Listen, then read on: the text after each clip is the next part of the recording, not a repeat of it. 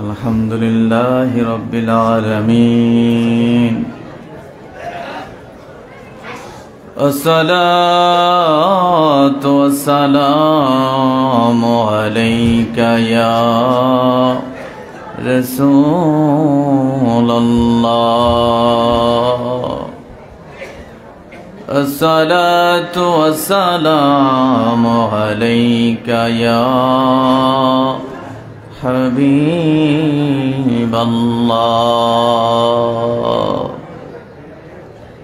الصلاة والسلام عليك يا نور الله وعلى آلك وأزواجك وأهل بيتك وأبيك وأمك وأصحابك أجمعين.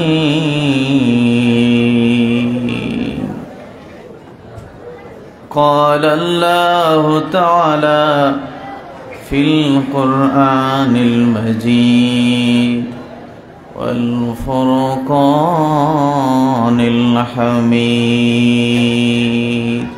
أعوذ بالله من الشيطان الرجيم. بسم الله الرحمن الرحيم. سبحان الذي أسرى بعبده ليلا من المسجد الحرام إلى المسجد الأقصى. وقال أيضا في شان حبيبه ومعشوقه ومحبوبه مخبرا وآمرا: إن الله وملائكته يصلون على النبي يا أيها الذين آمنوا صلوا عليه وسلموا تسليما. اللهم صل على محبتي مولانا ما شاء الله.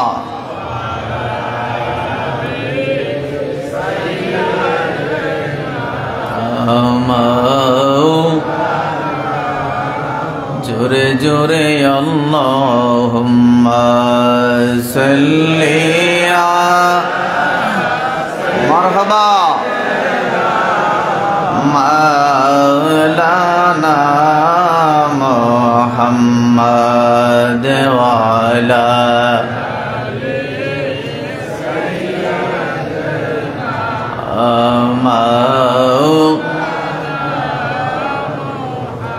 لا إله إلا الله لا إله إلا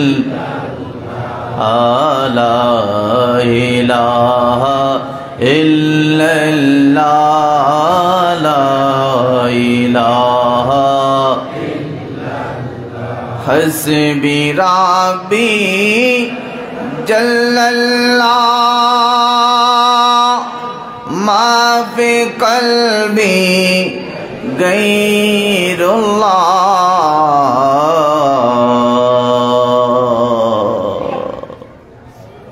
এই বাক্যটি আমরা জানি না, মুসলিম যারা, মুসলমান যারা, এরকম লোক খুব কম পাওয়া যাবে। কথা বলেন ঠিক কিনা?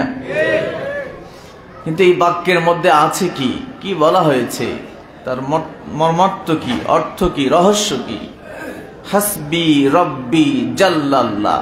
হাসবি মানে আমার জন্য যথেষ্ট, রব্বি আমার আল্লাহ আমার জন্য যথেষ্ট।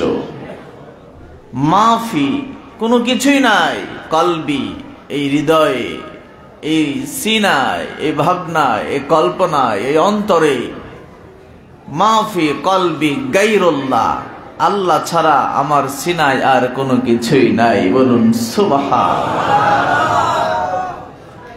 এটি আমরা হয়তো বা খুব সুরের তাড়নায় মজার কারণে পড়ি, কিন্তু এই কথার মধ্যে যে রহস্য লুকায়িত আছে, শুধু এই কথার ভিতরে বান্দা যদি ফানা হয়, আল্লাহর কোন ফায়াকুনের ভিতরে পর্যন্ত সে ঢুকে যেতে পারে। কোন ফায়াকুন মানে বুঝেননি?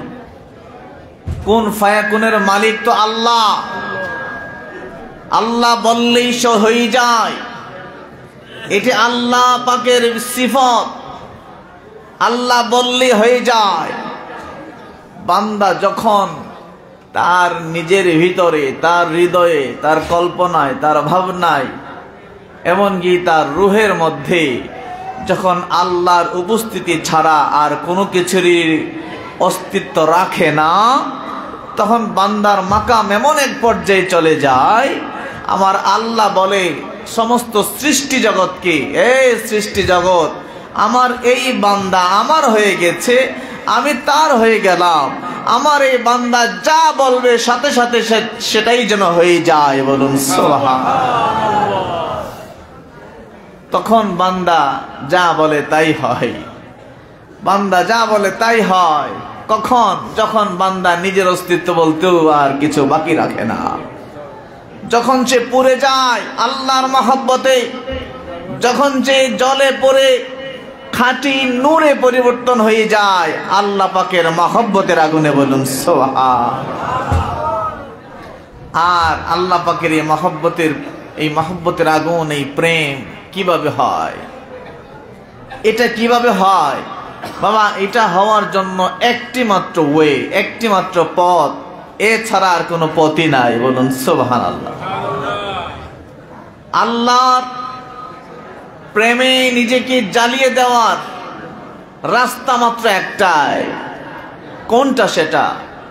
বই পুস্তক না বাবা, প্রতিষ্ঠান না বাবা, ডিগ্রি না বাবা, কোনো কিছুই না।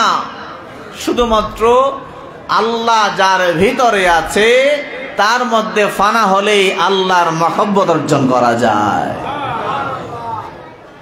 যার ভিতরে আল্লাহ আছে, যার ভিতরে আল্লাহ আছে, আল্লাহর মহব্বত আছে, আল্লাহর প্রেম আছে, তার মধ্যে আপনি যখন নিজেকে ফানা করে দিবেন, আপনি তার সাথে যখন সংযোগ স্থাপন করবেন, তখন আল্লাহর সাথে আপনার সংযোগ হয়ে যাবে।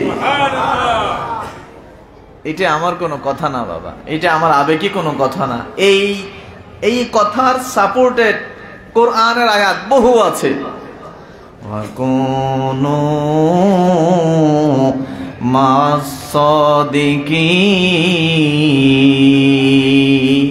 আল্লাহর আদেশ, আল্লাহ বলছেন আমার এই রকম বান্দা যারা, তাদের সাথী হয়ে যাও। আমার এই রকম সত্যবাদী সাদিকিন যারা, তাদের সাথী হয়ে যাও। তো সত্যবাদী কারা? যারা বই পড়ে তথ্য বলে তারা সাদিকিন না, বরং যারা আল্লাহর পক্ষ থেকে খবর পেয়ে খবর বলে তারা হচ্ছে সাদিকিন। আল্লাহর পক্ষ থেকে যার সিনায় খবর আসা শুরু হয়ে যায়, খবর আসতে থাকে, ওই লোক হচ্ছে সাদিকিন। সে যা বলে সেটাই সত্য, যেটা সত্য সে সেটাই বলে। বই পড়ে অনুমান আসে, বই পড়ে বিভিন্ন মানুষের মতামত পাওয়া যায়, সত্যের খবর সব সময় নাগাল পাওয়া যায় না। এই জন্য আল্লাহ বলেন যে আমার সেই সমস্ত সাদিকিনদের সাথী হও, তাদের কাছে দৌড়াও, তাহলে আমি আল্লাহর খোঁজ পেয়ে যাওয়া। বলুন সুবহানাল্লাহ। হাসবি রব্বি জাল্লাল্লাহ, আমার জন্য আমার আল্লাহই যথেষ্ট। মাফি কলবি গায়রুল্লাহ, এই সিনার ভিতরে আল্লাহ ছাড়া আর কোনো কিছুর অস্তিত্ব নাই। বলুন সুবহান। হাসবি রব্বি জাল্লাল্লাহ, মাফি কলবি গায়রুল্লাহ, নূর মুহাম্মদ সাল্লাল্লাহু লা ইলাহা ইল্লাল্লাহ, লা ইলাহা ইল্লাল্লাহ। মাশাআল্লাহ। আওয়াল আখির হে আল্লাহ, জাহির ও বাতিন হে আল্লাহ, হাফিজ ও নাসির হে আল্লাহ, লা ইলাহা ইল্লাল্লাহ, লা ইলাহা ইল্লাল্লাহ,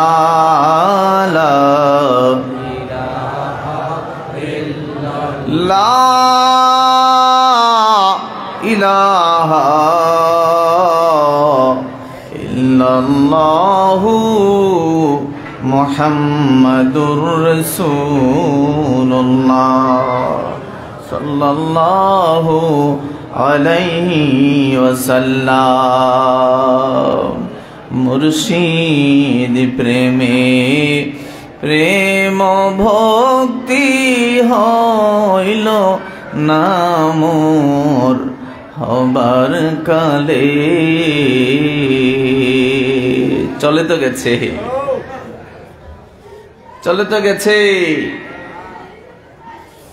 এই জাহিরি ভাবে তো আর দেখা হবে না, এই জাহিরি ভাবে আর চাইলেও দেখা হবে না। যদি চোখ থাকে তাহলে দেখবেন, কিন্তু জাহিরি ভাবে আর দেখা হবে না। কথা বলেন ঠিক কিনা? থাকতে তো চিনি নাই, এখন আফসোস করি আমরা। কথা কোন ঠিক কিনা? মুর্শিদ প্রেমে প্রেম ভক্তি হইল না মোর হবার কালে। আর কি হবে সাধন ভজন, আর কি হবে সাধন ভজন, যৌবনেরি সময় গেলে। আর কি হবে সাধন ভজন, আর কি হবে সাধন ভজন, যৌবনেরি সময় গেলে। মুর্শিদ প্রেমে প্রেম ভক্তি হইল না মোর হবার কালে। হায় হায় শেষ বাজারে গেলে পরে, শেষ বয়সে গেলে পরে খালি হাতে বাড়ি ফিরে। হায় হায় শেষ বাজারে গেলে পরে, শেষ বয়সে গেলে পরে খালি হাতে বাড়ি ফিরে। মুর্শিদ প্রেমে প্রেম ভক্তি হইল না মোর হবার কালে। জোরে জোরে বলুন সুবহানাল্লাহ। বাবারা ভাইরা, আমি ভূমিকা লম্বা করছি না, যেহেতু সময় আসলে সংক্ষিপ্ত। আমি কিছু কথা বলি, ইনশাল্লাহ শেষ করে দিব। আল্লাহ পাক আমার দাদা হুজুর কেবলার প্রতিষ্ঠিত এই মিরাজুন নবীর মাহফিলে আসার বসার তৌফিক দান করেছেন, এই জন্য শুকরিয়া তান একবার বলি আলহামদুলিল্লাহ। আর জোরে জোরে আলহামদুলিল্লাহ। বাবারা ভাইরা, সময় কম, মিরাজের আলোচনা, মিরাজের মাসের যেহেতু প্রাসঙ্গিকভাবেই আলোচনা চলে আসে, তো মিরাজের আলোচনা এত লম্বা, এত রহস্য আবৃত, এটি খুব স্বল্প সময়ে কোনটা দিয়ে শুরু করবার কোনটা দিয়ে শেষ করবে এটা একটা বড় কঠিন ব্যাপার। মিরাজের আলোচনায় আমার রাসূল সাল্লাল্লাহু আলাইহি সাল্লামের যত মুজিজা এসেছে, যত মুজিজা হয়েছে, ঘটেছে, তার মধ্যে সর্বশ্রেষ্ঠ মুজিজা হচ্ছে পবিত্র কোরআন।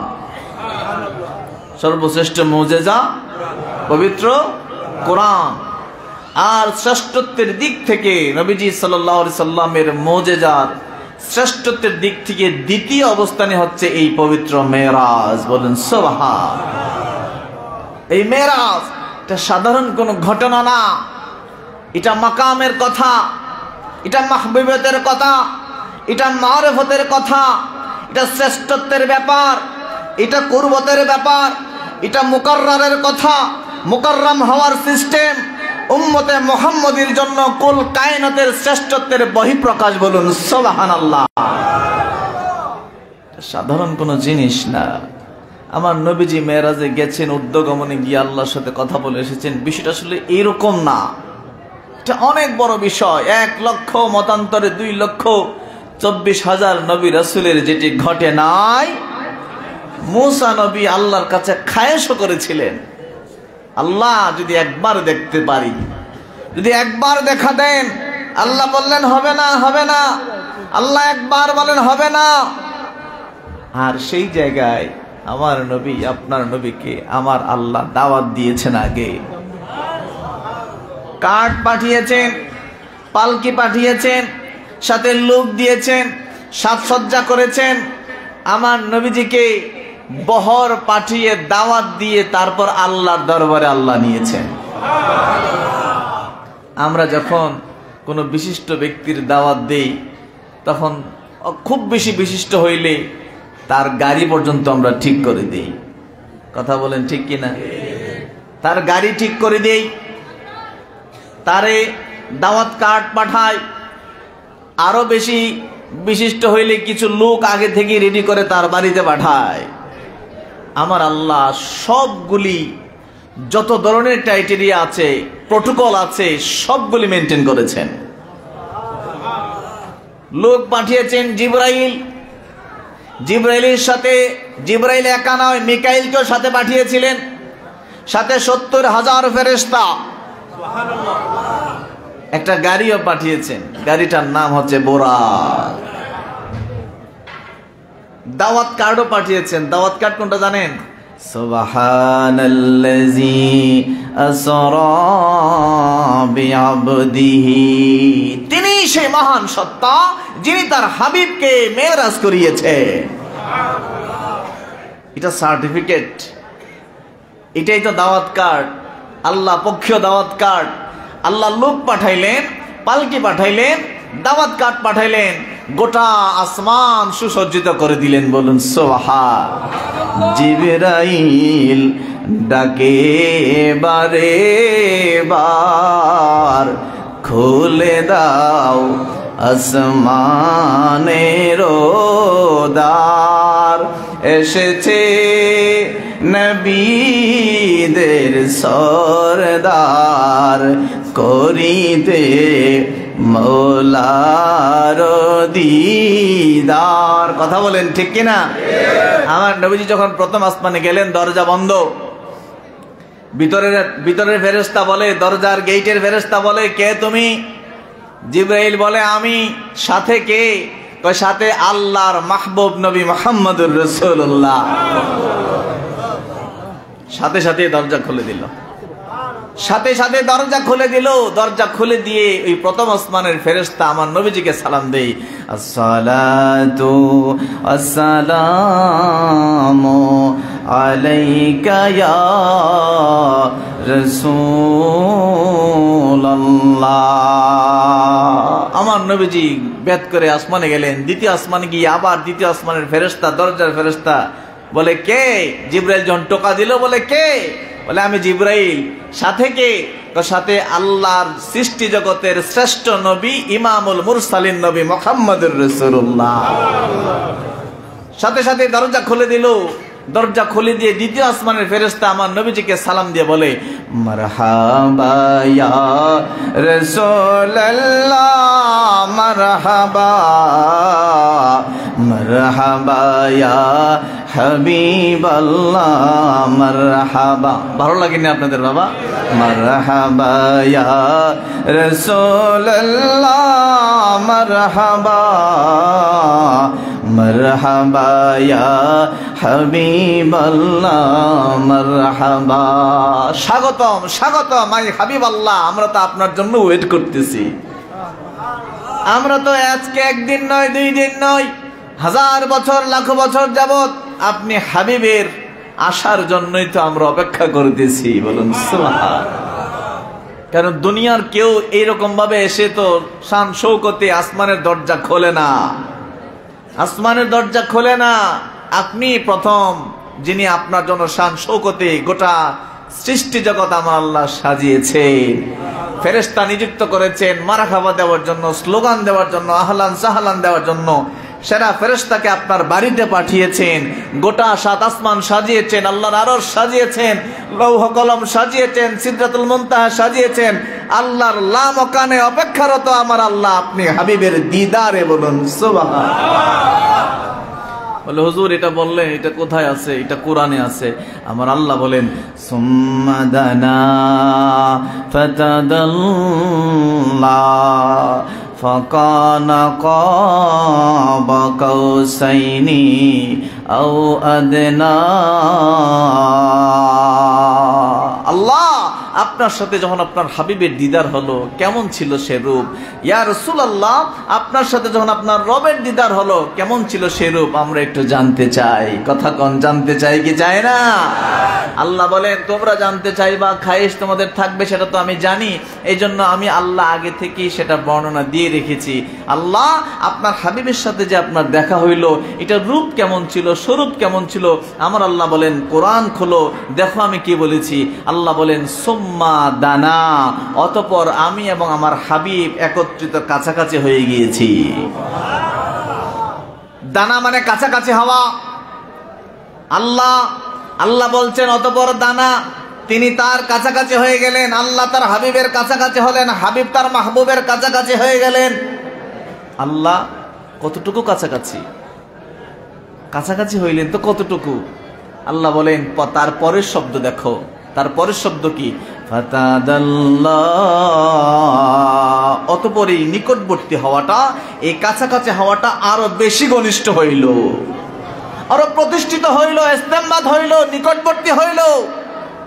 আল্লাহ আপনি আপনার হাবিবের সাথে যে মিলিত হইলেন, এটা পরপর 2টা শব্দ দিয়ে বর্ণনা করেছেন। আল্লাহ বলেন, দেখো তার গুরুত্ব কত বেশি। আমি 2টা শব্দ দিয়ে বর্ণনা করি নাই, এর পরের শব্দ দেখো আমার হাবিবের সাথে মিলনের রূপ কেমন ছিল তা বর্ণনা করতেছি। বাবা কোনো ব্যাখ্যায় যাচ্ছি না, তাফসীরে যাচ্ছি না। আমার আল্লাহ যে শব্দ ব্যবহার করেছেন, সেই শব্দের শাব্দিক অর্থটাই শুধু বলতেছি আপনাদেরকে। ব্যাখ্যায় গেলে তো এই আধা ঘন্টা কিছুই হবে না। শুধু শাব্দিক অর্থ, আল্লাহ যে ওয়ার্ড ব্যবহার করেছেন, এই ওয়ার্ডের আবিধানিক অর্থ যা, শুধু ওইটাই আল্লাহ কি বলছেন শুনেন শুধু। সুম্মা দানা, অতঃপর কাছাকাছি হলো, ফাতাদাল্লাহ, আরো কাছাকাছি হলো। আল্লাহ কাছাকাছি তো বুঝলাম, কেমন সেটা দেখতে কেমন ছিল, রূপ কেমন ছিল, কতটুকু কাছে? আমার আল্লাহ বলেন, ফাকানা কাবা কাউসাইন। এই পৃথিবীর মানুষেরা শোনো, তার কাছাকাছি রূপটা কেমন জানো? বাবারা ভাইরা, কাছাকাছি রূপ হইল, আমি যদি আপনাদেরকে একটা উদাহরণ দেই। আপনারা ধনুক চিনেন তো?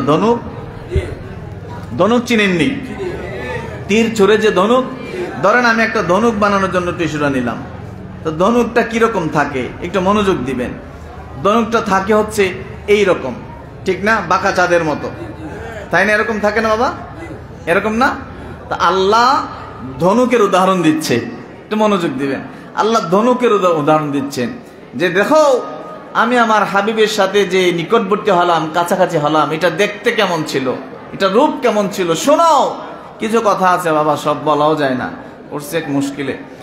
আল্লাহ বলছেন যে এই ধনুক যেরকম কাবা কাউসাইন, কাউসাইন মানে হলো যে যখন এই ধনুকের এই মাথা এবং এই মাথা একটা রশি থাকে না, কথা বলেন, রশি থাকে না, এই ধনুকের এই মাথার যে রশিটা যখন তীর যখন ছুঁড়ে রশিটাতে লাগিয়ে, তখন তীর ছোড়ার সাথে সাথে এই দুই মাথা কিভাবে থাকে, আস্তে আস্তে দুইটা একসাথে হয়ে যায় না, কথা বলেন। এই রশিটা টান দিলে দুইটা মাথা আস্তে আস্তে কি হয়ে যায়, কাছাকাছি হয়ে যায়। আল্লাহ উদাহরণ দিচ্ছেন, শোনো, যখন ধনুকের তীর টানা হইলে দুই মাথা যেই রকম একটার সাথে আরেকটা লেগে যায়, কাছাকাছি হয়ে যায়, আমি আমার মাহবুবের সাথে, আমার রসুলের সাথে আমি আল্লাহ এই রকম দুই মাথার মতো কাছাকাছি হয়ে একসাথে হয়ে গেছি। কি চমৎকার উদাহরণ কোরআনের, এবং এটা কোনো ব্যাখ্যা না বাবা, একেবারে অর্থটা এরকম। কাবা কাউসাইন, দুই ধনুকের দুই মাথা যেরকম কাছাকাছি হয়, সেই রকম আমি আমার হাবিবের সাথে কাছাকাছি হয়ে গেছি। আল্লাহ প্রথম বললেন দানা, পরে বললেন ফাতাদাল্লাহ, তারপরে বললেন আবার এটা রূপ দেখাইলেন কাবা কাউসাইন, মানে দুই ধনুকের মাথার মতো। আল্লাহ এখন তো আমরা বুঝে গেছি আপনার হাবিবের সাথে আপনার মিলন কেমন হয়েছে, দিদার কেমন হয়েছে, দেখা কেমন হয়েছে, কতটা কুরবত আমার রসুল আপনার পেয়েছে, আমরা বুঝে গেছি। আল্লাহ বলেন না, তোমরা বুঝো নাই, তোমরা বুঝো নাই। আল্লাহ কেন বুঝি নাই? আল্লাহ বলেন এই জন্য বুঝো নাই, আমার হাবিবের সাথে আমার যে কুরবত হয়েছে, কাছাকাছি হয়েছে, এটা বোঝার মতো জ্ঞান তোমাদের নাই। বাবা এটার ভিতরে, এই আধা লিটার পানির ভিতরে যদি আমি বলি যে প্রশান্ত মহাসাগরের পানিটার ভিতরে দেন, হবে? পারবেন কেউ? পারবেন? মানুষের জ্ঞান স্বল্প, যোগ্যতা কম, মানুষের ভাবনা শক্তি কম, মানুষের লেভেল কম, অপূর্ণতা মানুষের মধ্যে। আমার আল্লাহ বলেন আমার হাবিবের সাথে আমার এই দিদার, এটা তো মহা রহস্যাবৃত, এটা বোঝার মতো। বলে নারে তাকবীর, নারে রিসালাত, নারে গাউসিয়া, ছোট পীর সাহেব হুজুর কেবলার আগমন। বাবারা ভাইরা, আল্লাহ বলেন আমার হাবিবের সাথে আমার কুরবত বুঝার ক্ষমতা তোমাদের নাই।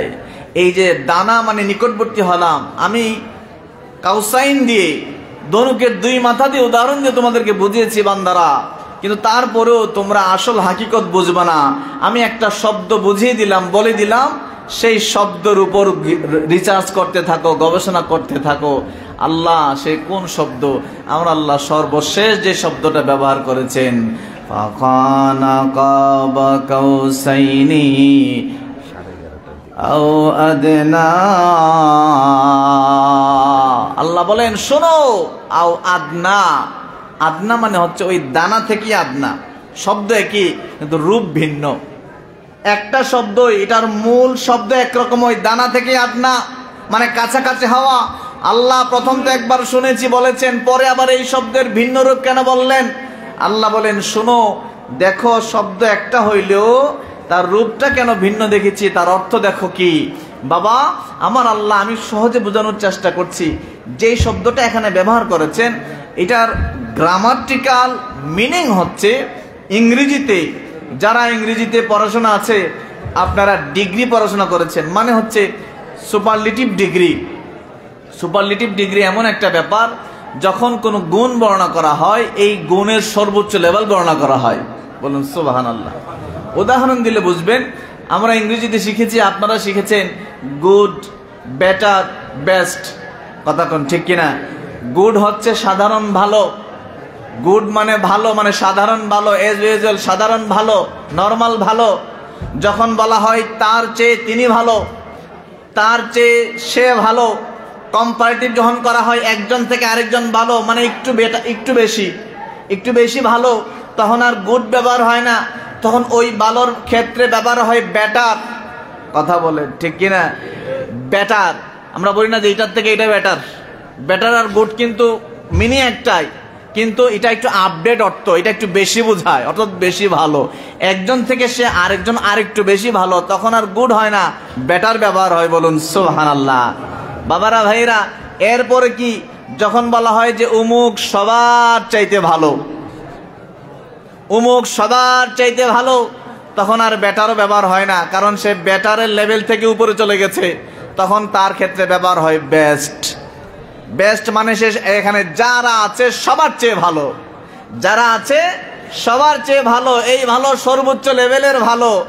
বলুন সুবহানাল্লাহ। এটা হচ্ছে শব্দের ব্যবহারের তারতম্য বাবারা ভাইরা। আর ইংরেজি গ্রামারে এইরকম যেমন তারতম্য আছে, গুণ বর্ণনা করার ক্ষেত্রে শব্দের লেভেল বেড়ে যায়, আরবি শব্দের বেলায়ও, আরবি গ্রামারের বেলায়ও এইরকম আছে, একই অর্থ কিন্তু লেভেল বেশি হওয়ার কারণে শব্দ চেঞ্জ হয়ে ভিন্ন রূপে চলে যায়। আর এটাকে আরবি গ্রামারের ব্যাখ্যায়, আরবি গ্রামারের যে পরিভাষা, এই পরিভাষায় বলা হয় ইসমে তাফজিল, অর্থাৎ ভালো, বেটার, বেস্ট। যখন বেস্ট হয় তখন আর সাধারণ শব্দ থাকে না, এই শব্দের রূপ চেঞ্জ হয়। আর সেই রূপটা কি? সেই রূপটা হইল বাবারা ভাইরা, দানা হচ্ছে সাধারণ কাছাকাছি, দানা শব্দের রূপ হচ্ছে, অর্থ হচ্ছে সাধারণ কাছাকাছি। আর এই দানা যখন ইসমে তাফজিল থেকে আদনা রূপে চলে আসে, একই শব্দ কিন্তু রূপ ভিন্ন হয়ে গেছে। ইসমে তাফজিল থেকে আসার কারণে এটা হয়ে গেছে যে সবচেয়ে বেশি নিকটবর্তী, অর্থাৎ এত নিকটবর্তী, এত নিকটবর্তী যার পরে আর নিকটবর্তী হওয়া যায় না, যার পরে আর কাছে যাওয়া যায় না। এত কাছে গিয়েছেন, এরপরে আর কোনো কাছে নাই। পৃথিবীর মানুষেরা আও আদনা দিয়ে আমার আল্লাহ বুঝিয়ে দিয়েছেন, আমার হাবিব আমার এত কাছে এসেছে, আমার এত নিকটে এসেছে, যে নিকট বুঝার মতো ক্ষমতা তোমাদের নাই। ও আদনা বলে আমি ছেড়ে দিয়েছি, অর্থাৎ যত নিকট আছে সবচেয়ে বেশি নিকটবর্তী আমার হাবিব আমার কাছে এসেছে। বলুন সুবহানাল্লাহ। যা আমরা বুঝি, যা বুঝি না, আমার আল্লাহ সব এই শব্দের মধ্যে দিয়েছেন যে সবচেয়ে বেশি কাছে আমার হাবিব এসেছেন, অর্থাৎ শব্দের লেভেল এর পরে আর নাই, এতটা কাছে আল্লাহর হাবিব আল্লাহর কাছে গিয়েছেন। বলুন সুবহানাল্লাহ। বাবারা ভাইরা, বলেছিলাম মেরাজের আলোচনা এত বেশি রহস্যাবৃত, এটির মানে শুরু করলে আর শেষ হওয়ার মতো না। আর কোনটা থেকে কোনটা ছেড়ে কোনটা বলবো, বিশাল এক ইয়ের ব্যাপার।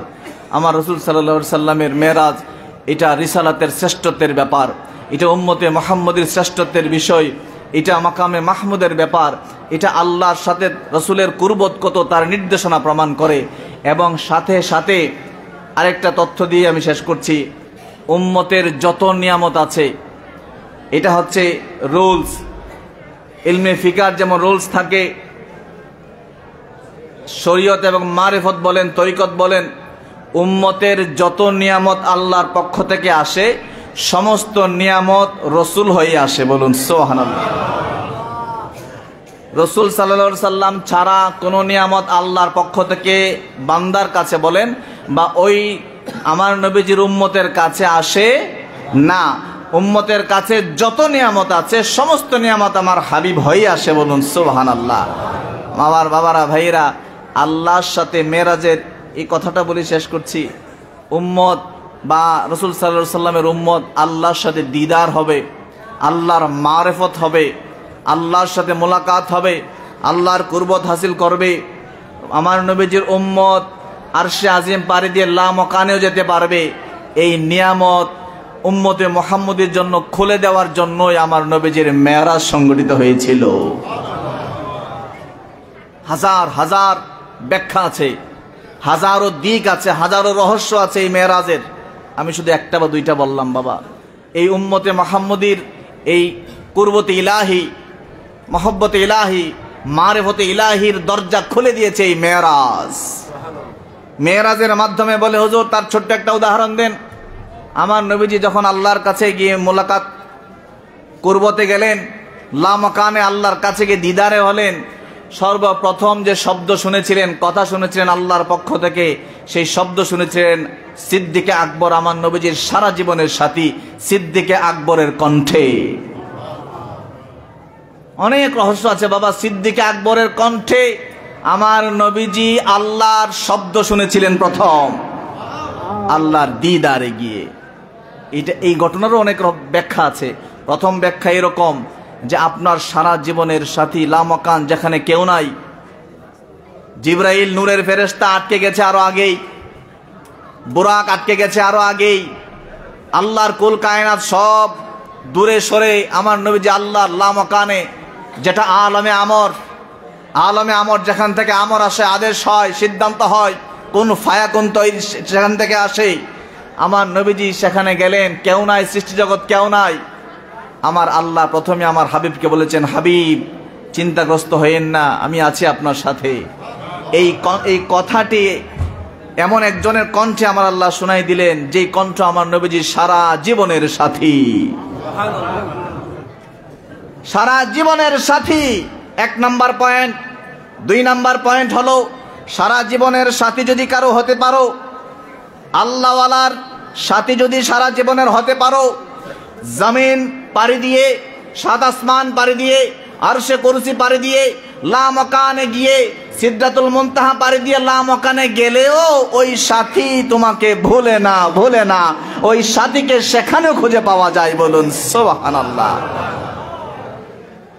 2 নাম্বার। 3 নাম্বার হচ্ছে, আমার বাবারা ভাইরা, আমার আল্লাহ রাব্বুল আলামিন এত কাছে আমার নবীজিকে নিলেন। এর নিয়ামত উম্মত যে পাবে তার নিদর্শন সিদ্দিক আকবরের কণ্ঠ দিয়ে বুঝিয়ে দিলেন। হাবিব, এই নিয়ামত শুধু আমি আপনাকেই দেই নাই, বরং আপনাকে দিয়ে তার দরজা খুলে দিয়েছি। তার প্রথম প্রমাণ সিদ্দিক আকবরের কণ্ঠ। আপনার মাধ্যমে আপনার উম্মতের জন্য মারিফতের দরজা খুলে দিয়েছি, আমার আঙ্গিনায় আসার দরজা খুলে দিয়েছি, আমার সাথে কুরবতের দরজা খুলে দিয়েছি, আমার সাথে দিদারের দরজা খুলে দিয়েছি। তার প্রথম উদাহরণ হচ্ছে সিদ্দিক আকবরের কণ্ঠ। বলুন সুবহানাল্লাহ। বাবারা ভাইরা, আমার নবীজি, আমি শেষ করে দিচ্ছি, সেখান থেকে নামাজ নিয়ে এসেছেন। নামাজ কোনো সাধারণ উঠা বসার নাম না, রুকু এবং সেজদার নামে শুধু নামাজ না, নামাজ হচ্ছে মারিফতের নাম। মারিফত কাকে বলে? মারিফত হচ্ছে পরিচয় লাভ করা। পরিচয় কি? পরিচয় মানে হচ্ছে কানেক্টেড হওয়া। আল্লাহর সাথে বান্দার কানেক্টেড হওয়ার রাস্তাই হচ্ছে নামাজ। নামাজ প্রতিষ্ঠা হওয়ার যে থিম মানুষের মধ্যে আছে, ওলামায়ে কেরামদের মধ্যে আছে, সেটি ভুল। নামাজ প্রতিষ্ঠা মানে সবাইকে নিয়ে একসাথে নামাজ পড়া, বিষয়টাই সেরকম না। প্রতিষ্ঠা মানে সেই রকম না, প্রতিষ্ঠা ভিন্ন বিষয়। প্রতিষ্ঠা মানে হচ্ছে নামাজের ভিতরে যা বলো, তোমার বাস্তব জীবনে, বাহ্যিক জীবনে, তোমার ভিতরে বাহিরে সব তার বাস্তবায়ন ঘটাও। নামাজে যেই রকম আল্লাহর সামনে দাঁড়িয়ে যাও, গোটা জীবনীতে আল্লাহর সামনে দাঁড়িয়ে থাকার মতো নিজেকে তৈরি করো। এটা হচ্ছে নামাজের প্রতিষ্ঠিত হওয়া, প্রতিষ্ঠা করা। নামাজ প্রতিষ্ঠা যখন যে বান্দার ভিতরে হয়ে যায়, সে বান্দা আল্লাহর ওয়ালা হয়ে যায়, আল্লাহর মারিফত তার ভিতরে ঢুকে যায়, তখন তার দাইমি নামাজ শুরু হয়ে যায়। আরে 5 ওয়াক্ত নামাজ হচ্ছে তার 5 বার আল্লাহর কাছে গিয়ে তার সুইচটাকে অন করা, এটাকে জাগ্রত করা। তখন 24 ঘন্টায় ওই বান্দা আল্লাহর মারিফতের ভিতরে ডুবে যায়। আর এই রাস্তা, এই মারিফত, এটার খুলেছে উম্মতে মুহাম্মদীর জন্য মেরাজের মাধ্যমে। এটা সাধারণ কোনো বিষয় না বাবা। আল্লাহ কি বলছেন? নবীজি এই দায়িত্ব নিয়ে এটি বলেন নাই, দাবি করেন নাই আমি মেরাজ করছি। আল্লাহ বলছেন কোরআনের আয়াতে, আমি আমার হাবিবকে মেরাজ করাইছি, এটা আমার কাজ, আমার যোগ্যতা, আমি করিয়েছি, তোমার অস্বীকার করার কে তুমি? সুবহানাল্লাহ। যে আসরা, তিনি সেই মহান সত্তা আল্লাহ যিনি আসরা মেরাজ করাইছেন। আসরা মানে আমি করেছি না, অর্থ ওয়াহাদে মুজাক্কারের এটা। নবীজি বলেন নাই তিনি মহান সত্তা বা আমি মেরাজ করেছি, সেটা বলেন নাই নবীজি। কোরআনের আয়াতে আল্লাহ বলছেন তিনি সেই মহান সত্তা আল্লাহ আসরা, যিনি তার হাবিবকে মেরাজ করাইছেন। তো আল্লাহ যদি কাউকে মেরাজ করায়, আল্লাহ যদি কাউকে তার কুরবত দেয়, আল্লাহ যদি কাউকে তার কাছে নিয়ে যায়, আল্লাহ যদি কাউকে তার মারিফত দেয়, আল্লাহ যদি কাউকে জমিন থেকে আল্লাহর কাছে নিয়ে যায়, সেটা কোন রূপে হতে পারে, কোন স্বরূপে হতে পারে, তার ব্যাখ্যা কেমন, তার রহস্য কেমন, মানুষের যার জন্য নিয়ামত নাই তার বোঝারও কোনো ক্ষমতা। আল্লাহর ওলিরা সে নিয়ামত বুঝেছে, কারণ তারা সেই নিয়ামত বিশ্বাস করেছে সিদ্দিক আকবর থেকে শুরু। বলুন সুবহান। বাবারা ভাইরা, আমি এখানে শেষ করছি। আল্লাহ পাকের এই মারিফত আল্লাহর ওলিদের মাধ্যমে যেই রকম ভাবে আল্লাহ তার বান্দাদের জন্য রেখেছেন সেই নিয়ামত, আল্লাহর ওলিদের মাধ্যমে সেই মারিফত যেন আমরা পাই, আল্লাহ পাক সেটি কবুল করেন। আর এই মারিফত পাওয়ার শুরুতে যেটি বলেছিলাম, একটি মাত্র ওয়ে, সেটি হচ্ছে যার ভিতরে মারিফত আছে তার কাছাকাছি হওয়া ছাড়া, তার সাথে সংযুক্ত হওয়া ছাড়া আর কোনো সিস্টেম ওয়ে পদ্ধতি আর পৃথিবীতে নাই। এটি কোরআনের অনেক বহু আয়াতে আমার আল্লাহ বলেছেন। বলি আলহামদুলিল্লাহ ও আখিরি দাওয়ানা আনিল হামদুলিল্লাহি রাব্বিল আলামিন। আসসালামু আলাইকুম ওয়া রাহমাতুল্লাহি ওয়া বারাকাতুহু। মাশাআল্লাহ।